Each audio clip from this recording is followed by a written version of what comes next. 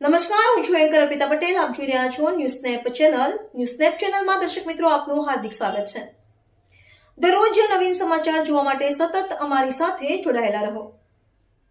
ધોળકા મુકામે અમદાવાદ જિલ્લા ભાજપ દ્વારા સોમનાથ સ્વાભિમાન પર્વ કાર્યક્રમ યોજાયો. આજથી સોમનાથ સ્વાભિમાન પર્વનો ભવ્ય પ્રારંભ થઈ રહ્યો છે. ત્યારે આજે અમદાવાદ જિલ્લા ભારતીય જનતા પાર્ટી દ્વારા ધોળકા મુકામે કલીકુંડ સ્થિત પ્રાચીન ચંદ્રમૌલેશ્વર મહાદેવ મંદિરે શીશ ઝુકાવી મહાદેવની પૂજા અર્ચના કરી કાર્યક્રમનો પ્રારંભ કરવામાં આવ્યો. આ પર્વના ઉપલક્ષમાં સોમનાથ જ્યોતિર્લિંગ સહિત દેશભરના શિવાલયોમાં 72 કલાક સુધી અખંડ ઓમકાર જાપ ગુંજી રહ્યા છે.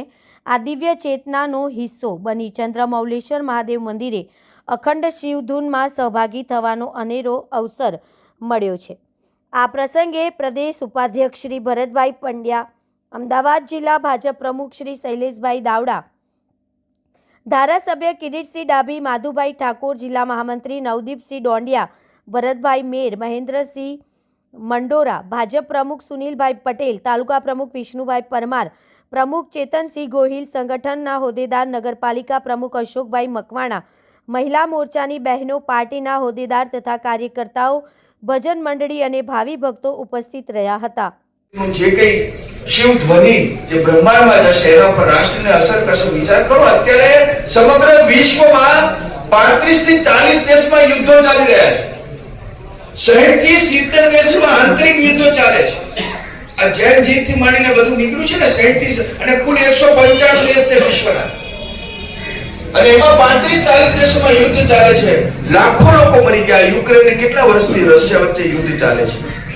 ઇઝરાયલ કેટલા વર્ષથી અત્યારે યુદ્ધ ચાલે છે. કરોડો લોકો, કરોડો પૈસાનું બરબાદ થાય છે અને લાખો લોકો મરી જાય છે.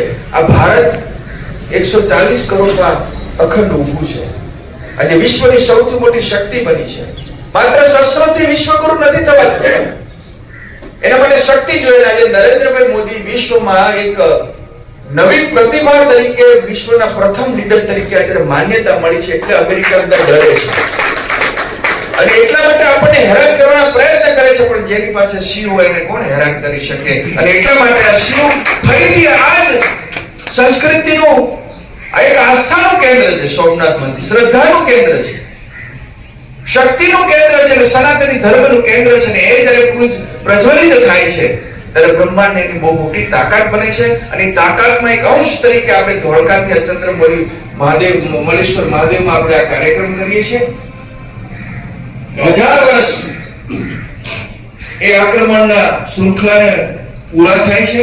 75 વર્ષના નિર્માણને થયા છે.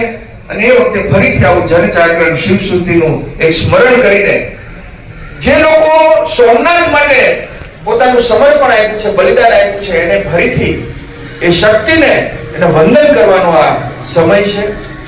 અને સાથે સાથે આ શક્તિને જનજાગરણ કરવાનો સમય છે. ત્યારે વિશેષ કઈ ન કહેતા આપણે સૌ શિવ સ્તુતિમાં, શિવ સ્મરણમાં આપણે બધા લોકો ભાગ લઈએ અને સાથે સાથે એ આત્માઓને વંદન કરી કે જેમણે બલિદાનો આપ્યા છે, સંસ્કૃતિ માટે બલિદાન આપ્યા છે, મંદિરો માટે બલિદાન આપ્યા છે, એમને પણ આપણે વંદન કરીએ.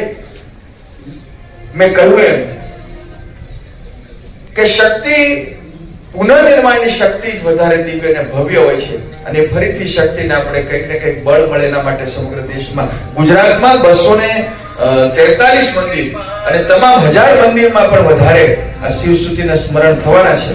એટલે હું કાર્યક્રમની યોજના બદલ પણ આભાર માનું છું. અહીંયા 3 દિવસ સુધી આ અખંડ ધૂનને અખંડમાં આપણે સહયોગ કરીએ અને દરેક વખતે રાજકીય વાતાવરણ, સામાજિક વાતાવરણમાંથી બહાર નીકળીને એક આધ્યાત્મિક વાતાવરણનો અનુભવ કરીએ એવી વિનંતી સાથે ફરીથી આપ સૌનો હૃદયપૂર્વકનો આભાર. ભારત માતા કી જય. વંદે માતરમ. હર હર